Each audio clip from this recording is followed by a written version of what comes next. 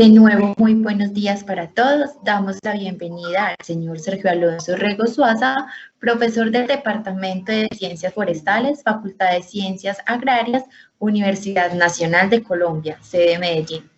Adelante, señor Sergio. Carolina, muchas gracias.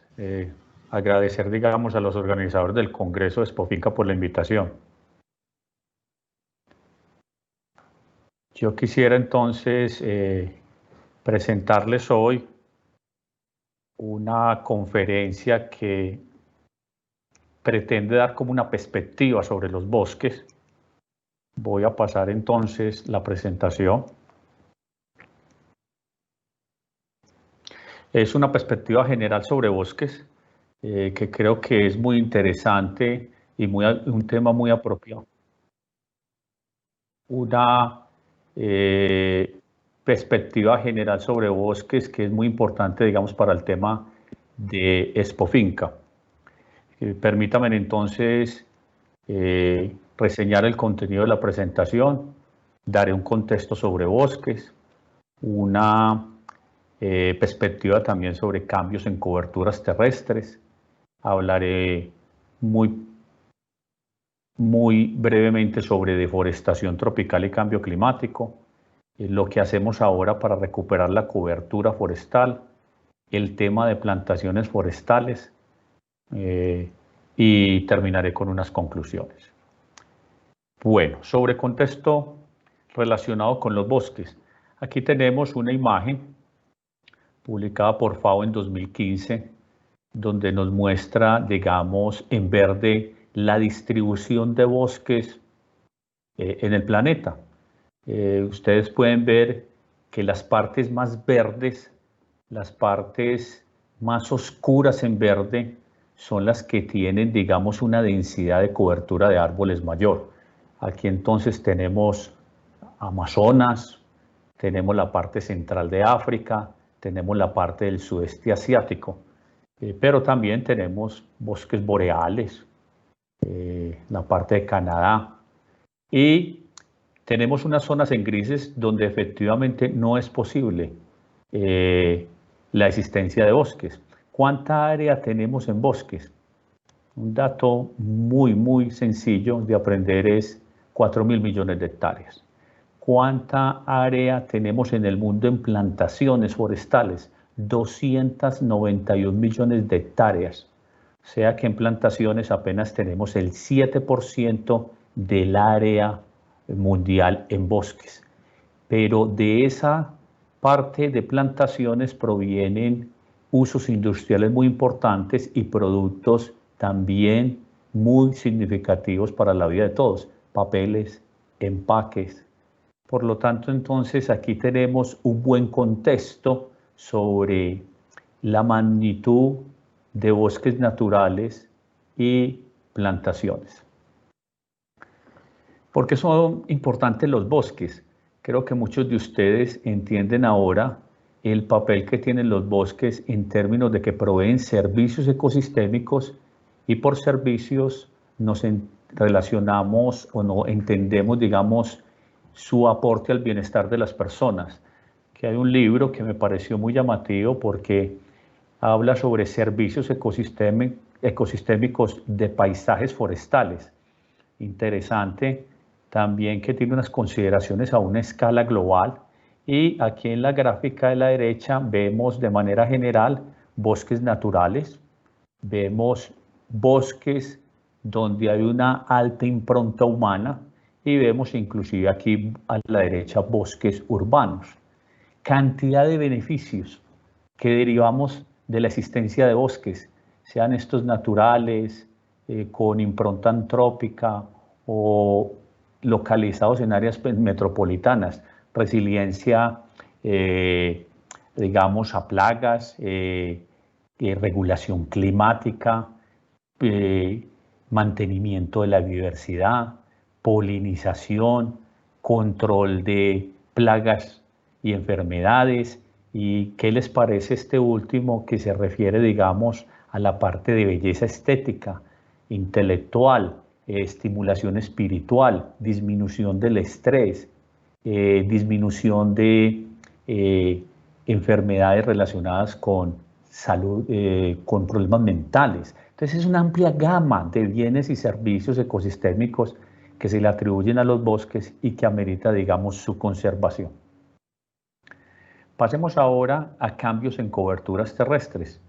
Para ello voy a utilizar un excelente material del profesor Ellis. El profesor Ellis está adscrito, digamos, a la Universidad de Maryland, en Estados Unidos. Aquí tiene un laboratorio que se llama Ecología del Paisaje Antropogénico y con sus estudiantes han sido capaces de recrear en esta animación la forma en que hemos transformado la biosfera. ¿Qué es la biosfera? Esa pequeña porción del planeta donde es posible la vida.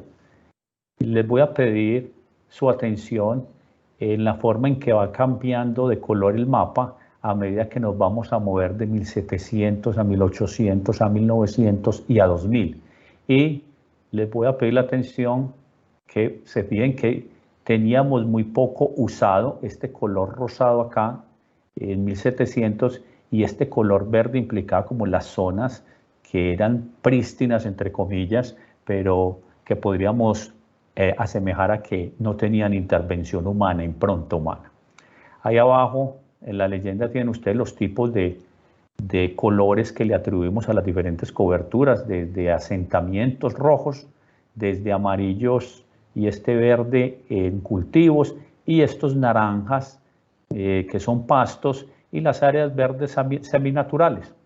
Esto era lo que teníamos en 1700 y yo siempre referencio contrastes del mapa como es, claro, mucha impronta humana en Europa por la ocupación humana, aquí en la parte central de África porque tenemos una demanda por alimentos. Miren el caso aquí de América, pues en 1700 Colombia, en sus áreas donde era posible tener coberturas boscosas, pues las manteníamos intactas, mucho verde. Pasemos ahora a 1800. Mire cómo empieza a aumentar la proporción de la biosfera usada por los humanos, cómo se reduce el verde y miren cómo se vuelven más intensos las coloraciones amarillas en los sitios de mayor ocupación humana. Mire que aquí en la parte central de África se aumenta, digamos, a naranja. Hemos pasado entonces a tierras dominadas por pastos o gramíneas. 1900, ya en 1900 se torna mucho más dramático la transformación que hemos hecho de sistemas naturales y empieza a verse la influencia ya en el territorio americano. Y miren Colombia acá, empiezan a aparecerse muy sutilmente, lo pueden ver ustedes ahí, coloraciones amarillas que indican, digamos, que hemos transitado de bosques a una cobertura alternativa como son cultivos agrícolas y pastos. Esto es 2000. Se vuelve mucho más dramático el mapa y las personas que trabajan en estos cambios globales están pensando de seguir esta tendencia en los cambios de coberturas, qué consecuencias traería para la biosfera, para la regulación, qué debe haber entre los sistemas naturales y la posibilidad de mantener bienestar humano. Es una de las grandes preguntas que se están haciendo. Miren que la cantidad de biosfera usada aumentó sustancialmente y la pregunta que nos vamos a hacer es ¿qué va a pasar? ¿Qué va a pasar en el 2100 si así hiciéramos una reconstrucción en ese momento?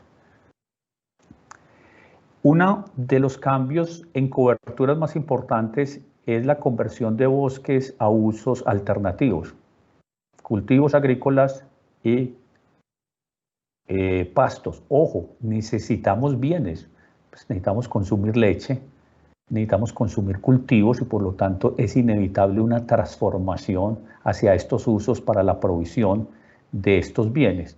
Sin embargo, a veces puede hacerse una transformación exagerada. ¿Y por qué revistió tanta importancia la deforestación y sobre todo en el trópico en las últimas centurias? Porque es fuente de gases con efecto invernadero y por lo tanto origina cambio climático.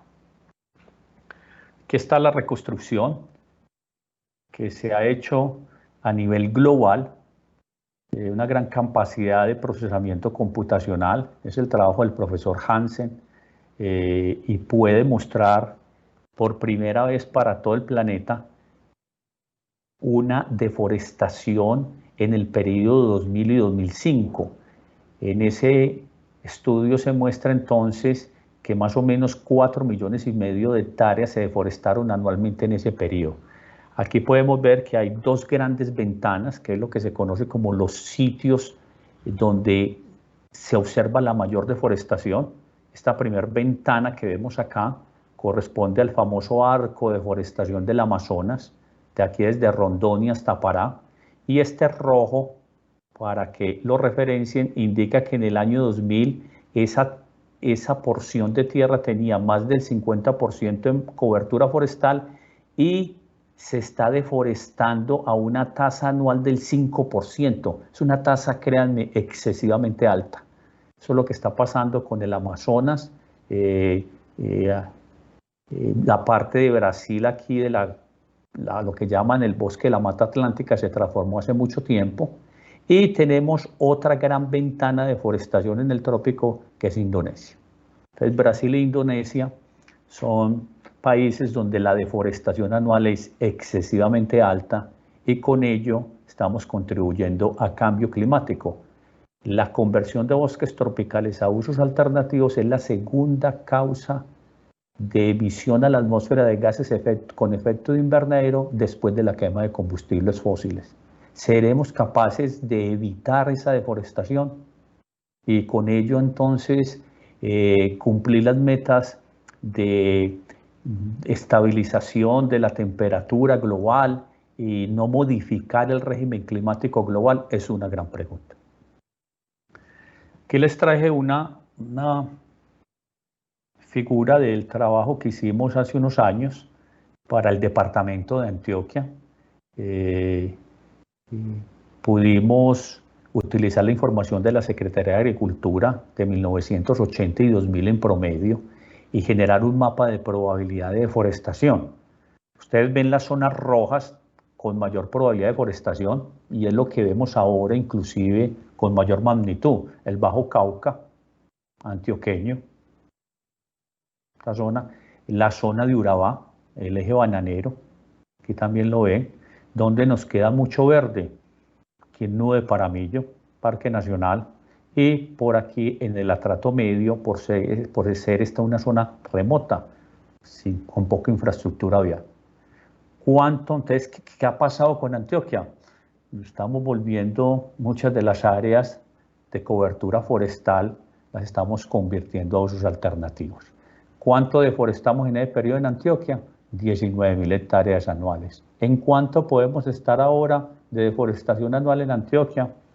Creo que podemos estar en unos 25.000 a 30.000 hectáreas. Eso es lo que estamos haciendo con nuestros bosques en un contexto geográfico más específico como el departamento de Antioquia. ¿Qué ha pasado con la deforestación en Colombia? Hay un gran esfuerzo del IDEAN.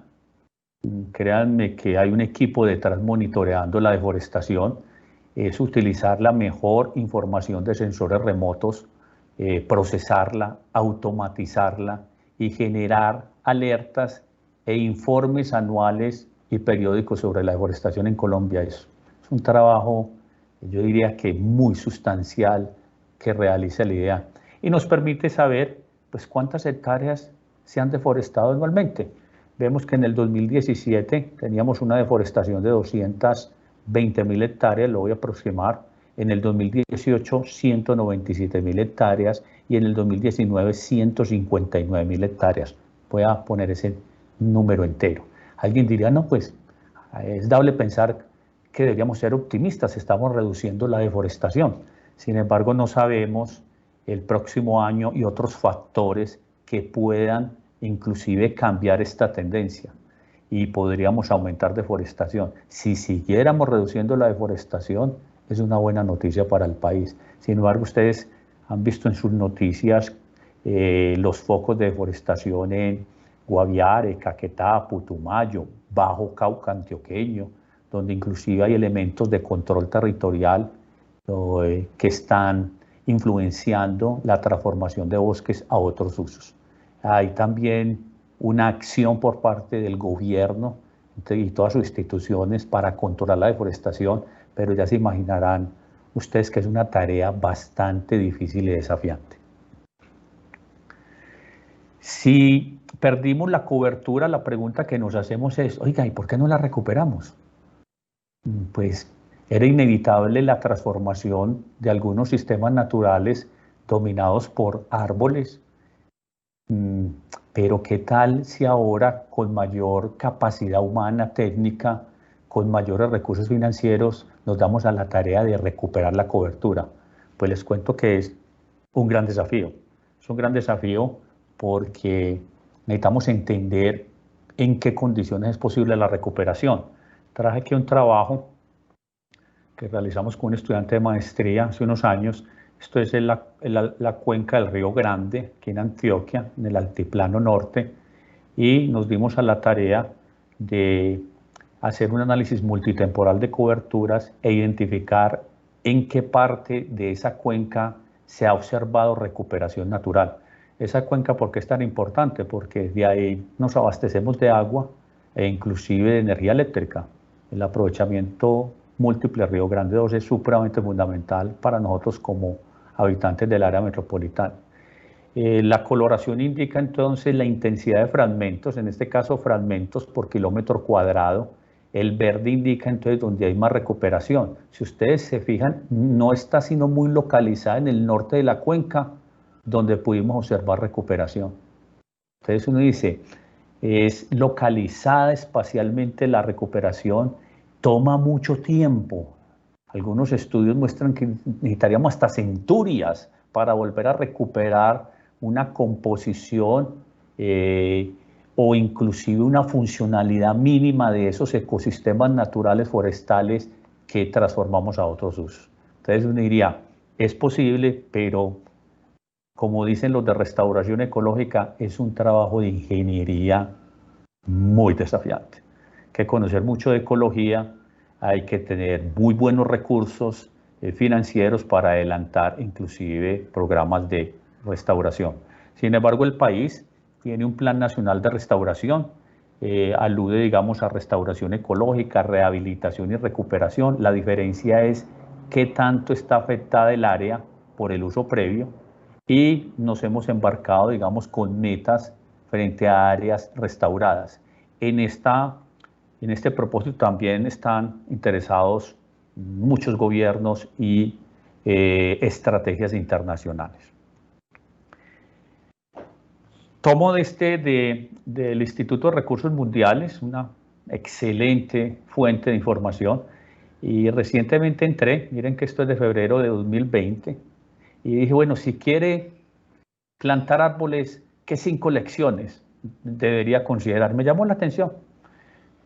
Entré a la página, leí y dice, el primero, comience con la gente. Entienda el paisaje social y la relación de las personas con la tierra. Hay gente más proclive a conservar bosques, pero hay otros que no son tan proclives. Seleccione los árboles correctos y el sitio correcto. Fundamental, es un aspecto técnico en el cual no nos debemos equivocar. Use aproximaciones inteligentes. Por ejemplo, mire a ver en dónde es posible acelerar la regeneración natural para que la naturaleza misma se encargue de recuperar, de sanar esas heridas sin mucha intervención antrópica. Identifique esos lugares donde es posible. Eso es entonces una aproximación inteligente. Planee y monitoree para evaluar la efectividad de la restauración. Es indudable que hay que hacerlo. Y considere el paisaje, la escala. O sea, como quien dice, el último consejo es no se quede en un área muy pequeña, tenga una perspectiva mucho más amplia y considere la interacción entre sistemas naturales y sociales a una escala de paisaje. 5 consejos bastante útiles. Quisiera ahora pasar a plantaciones. Hemos entonces visto bosques naturales, los convertimos a otros usos alternativos, la incidencia de eso es cambio climático. Hemos visto entonces la capacidad de restaurar, desafiante, y alguien dice, pero tenemos otra cobertura también muy importante, plantaciones forestales. Aquí está la cantidad de área plantada con especies comerciales, hago la aclaración. Hay plantaciones con fines de restauración o de protección, no para aprovechamiento comercial, pero en este caso les estoy mostrando aquí datos de plantaciones comerciales de la fuente aquí Cancore, que es una cooperativa de la Universidad de Carolina del Norte. Si ustedes se fijan ahí, vea, tenemos 5 especies que son las más plantadas en el mundo, género de pinos, eucaliptos, acacia, tectona y melina, 5 géneros, quiero corregir, perdón. El número de especies más grande es de acacia, pero ¿cuál es la mayor área plantada? Está en pinos, 73 millones, le sigue eucalipto, sigue después acacia, teca y melina. Nosotros tenemos plantaciones de todos esos géneros y diferentes especies aquí en Colombia. ¿Cuánto tenemos en el mundo de estas plantaciones comerciales? 104 millones de hectáreas.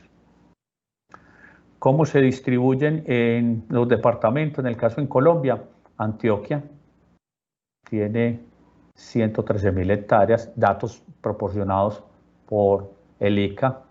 Mire Bichada, en los llanos ha habido una actividad y una dinámica frente a establecimiento de plantaciones sin modificar o en algunas de ellas sin intervenir, digamos, con la vegetación de ribera, ni más faltaba, no se están haciendo inclusive en áreas degradadas, como pasan, inclusive o ha pasado en el Bajo Cauca, de una minería que dejó totalmente degradado el sitio y ahora la única posibilidad de repoblarlo es con especies que son muy agresivas en estas condiciones, como es el caso de Acacia mangio.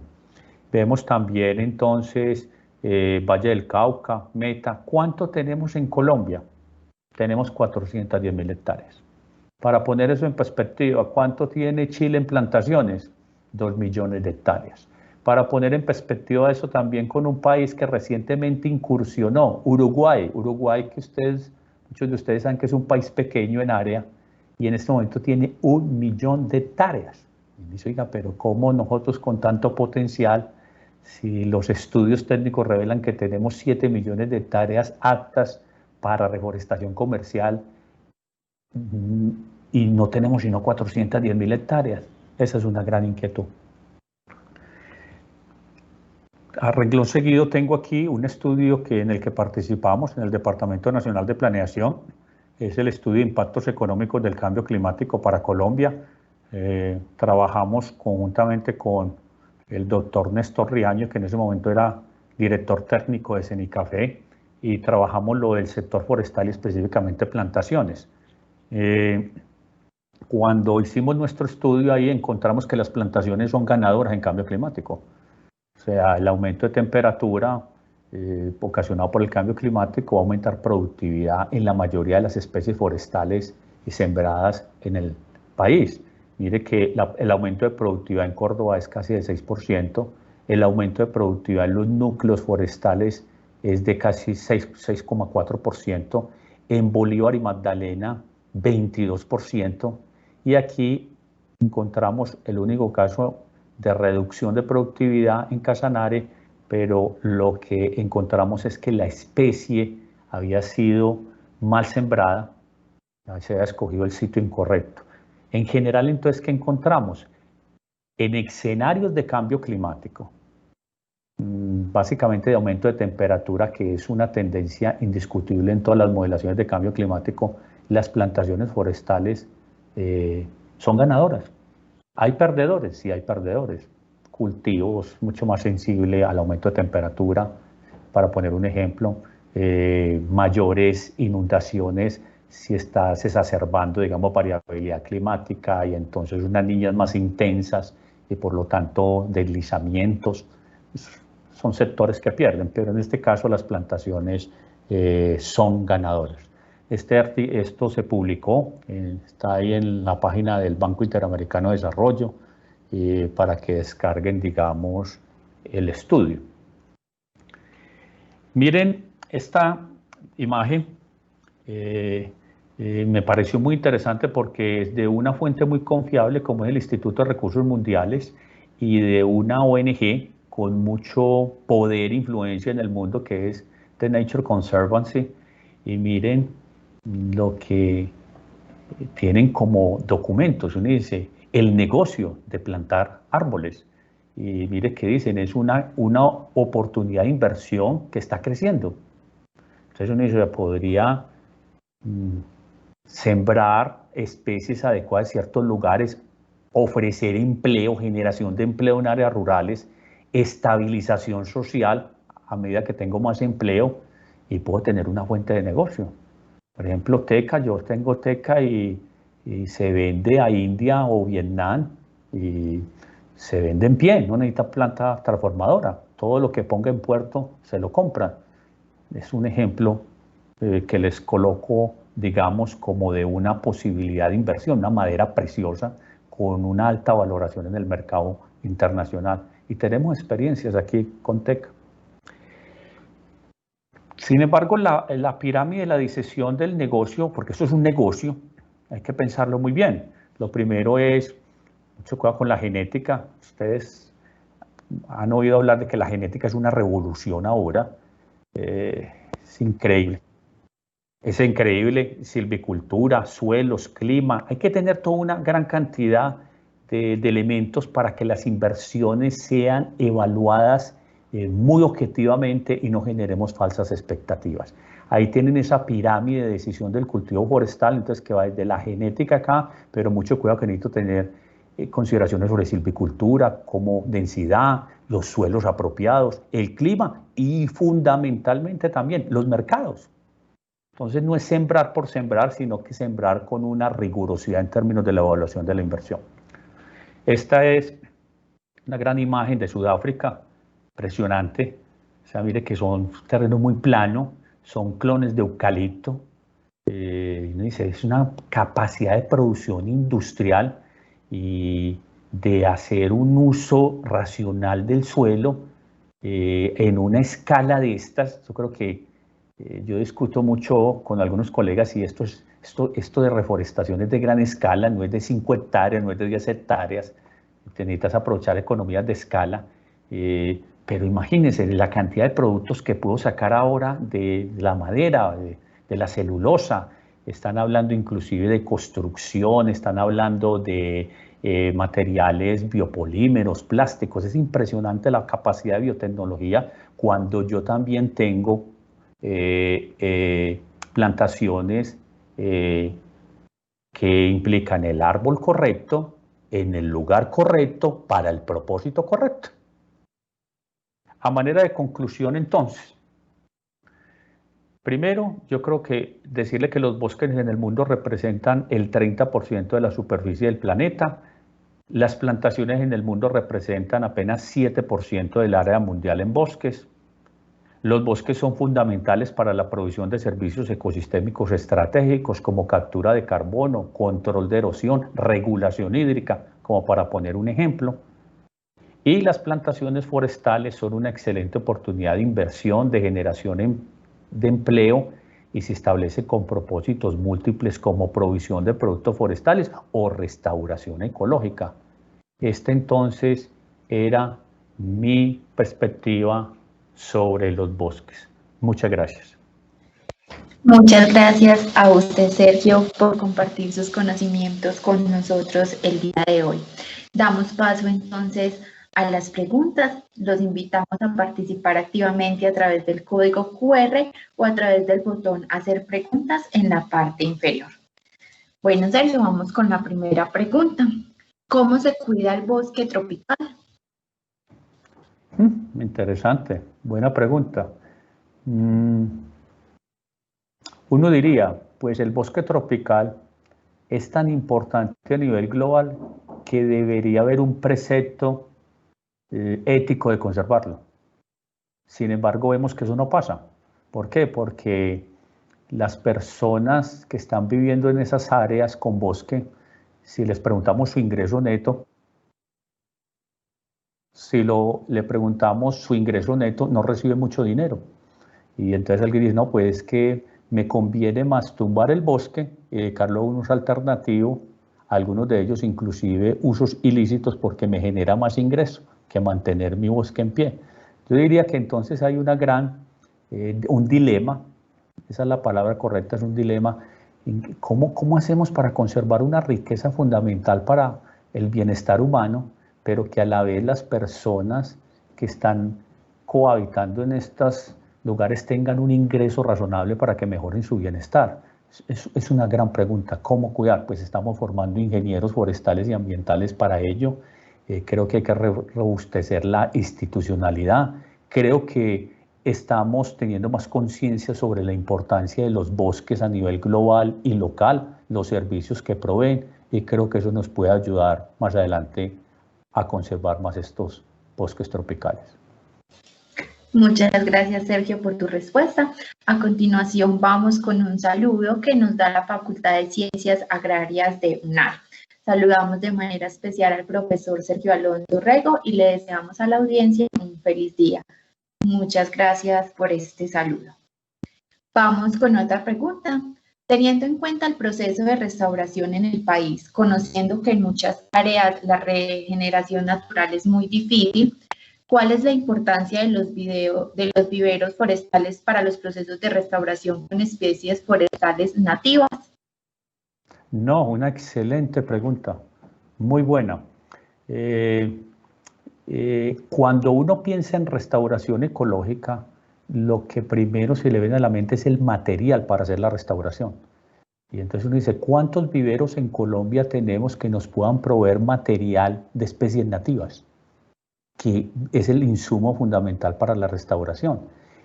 Créanme que en algunas partes del país hay unos viveros que permiten obtener este insumo, pero yo creo que ahora hay gente dándose cuenta que necesita inclusive ofrecer mucho más material y se están creando nuevos viveros. Urgente tener viveros que nos provean de material de especies nativas que podamos utilizar en los programas de restauración. Excelente pregunta, excelente. Muchas gracias, Sergio. Vamos con la siguiente pregunta. ¿Cuáles son los retos de Colombia para conservar sus bosques? Yo quisiera contestar esa pregunta de la siguiente manera. Pensemos en el uso de la tierra en Colombia.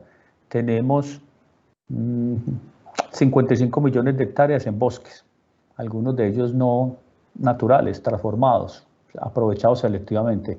Tenemos 38 millones de hectáreas en ganadería y tenemos 7, 8 millones de hectáreas en cultivos. Entonces uno dice, Colombia es un país con una riqueza natural fundamental.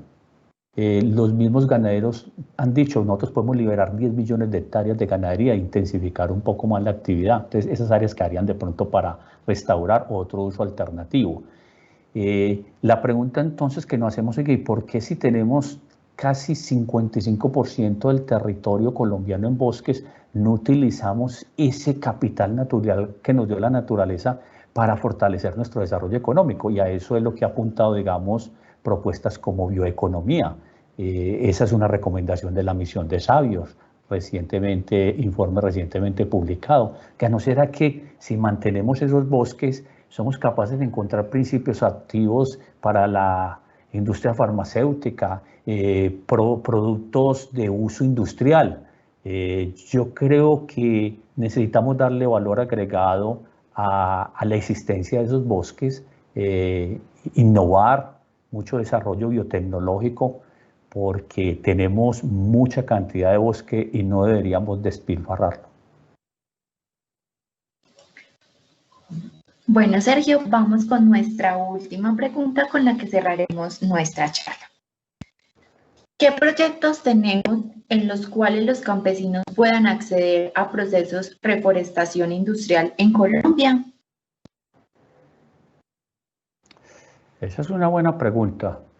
Ha habido experiencias donde empresas industriales del Estado, tratando de fomentar la reforestación, se unen con propietarios de tierras en áreas rurales para en asocio adelantar un programa de reforestación. Tenemos el caso en Antioquia de la Reforestadora Integral de Antioquia. Esos son acuerdos específicos, se ha sido exitoso en muchas áreas del departamento.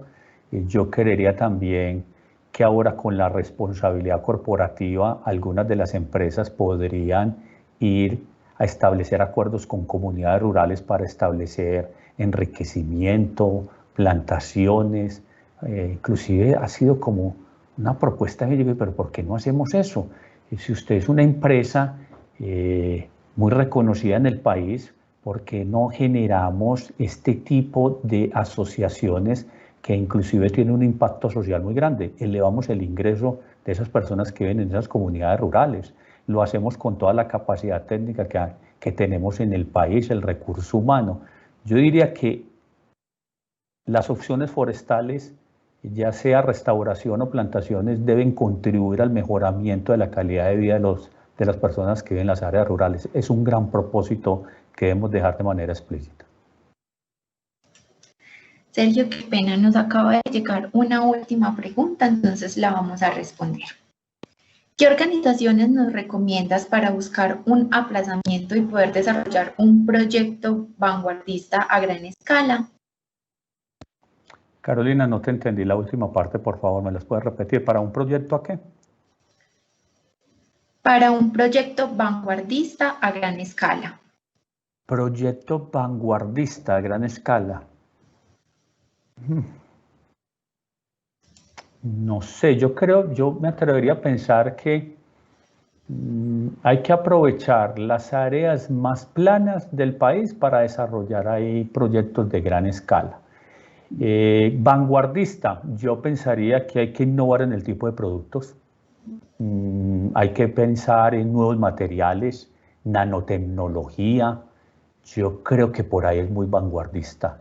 No es solamente la celulosa para producir papel, no, eso ya lo conocemos, pero yo diría que nuevos materiales, yo creo que por ahí es una propuesta bastante vanguardista.